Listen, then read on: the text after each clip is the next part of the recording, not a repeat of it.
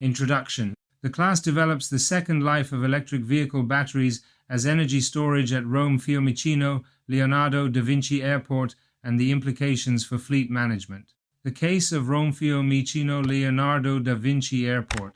The second life of electric vehicle batteries.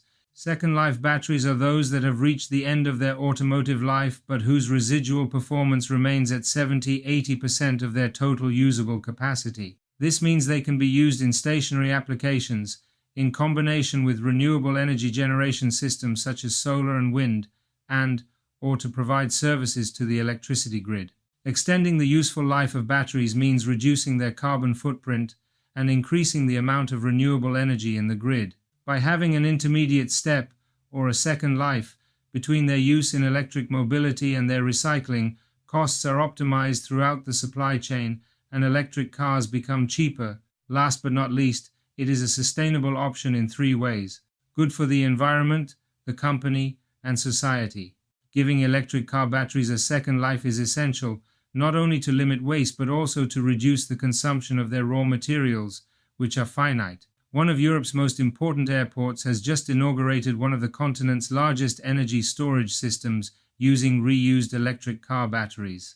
This is Rome-Fiumicino's Leonardo da Vinci Airport, the largest in Italy and one of the 10 busiest in the European Union. Based on renewable solar energy, this system aims to provide much of the electricity needed by the Roman airport. More than 760 batteries, many from the Nissan Leaf. With 43 million passengers a year, the electricity consumption of Italy's capital airport is colossal. With the aim of achieving carbon neutrality by 2030, it has taken another step forward with this newly inaugurated Piona system. This project has been developed by the energy company Enel and Rome-Fiumicino Airport itself. Piona uses a solar farm with a total of 55,000 panels, which can generate 31 gigawatt-hours of electricity per year. The energy collected by these panels is not used directly, but is stored in a huge storage system based on used electric car batteries, which supply energy to the airport through a cloud-based intelligent management system. In total, the system has 762 battery packs from manufacturers such as Nissan, Mercedes, and Stellantis. Most of them, 84 in total, are from the Nissan Leaf, which are 30 and 40 kilowatt-hours.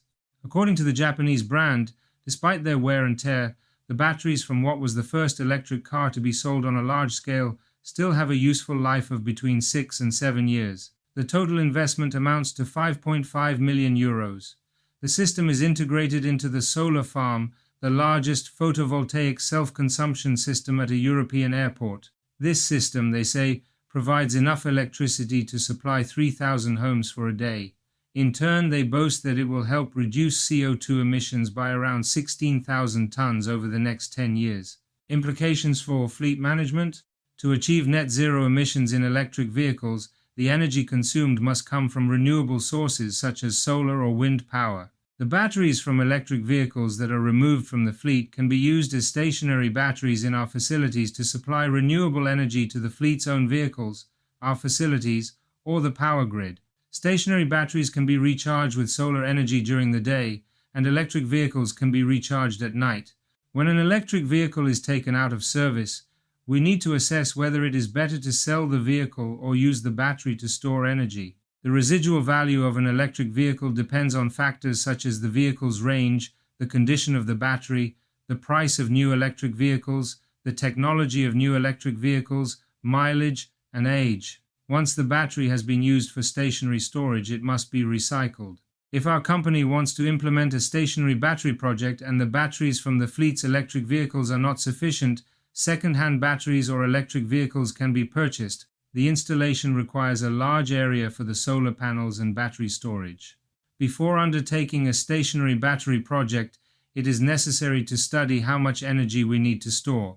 To do this, we need to know the number of square meters of solar panels, how many stationary batteries are needed, as well as the land, personnel, and necessary software and hardware in order to determine whether it is economically viable.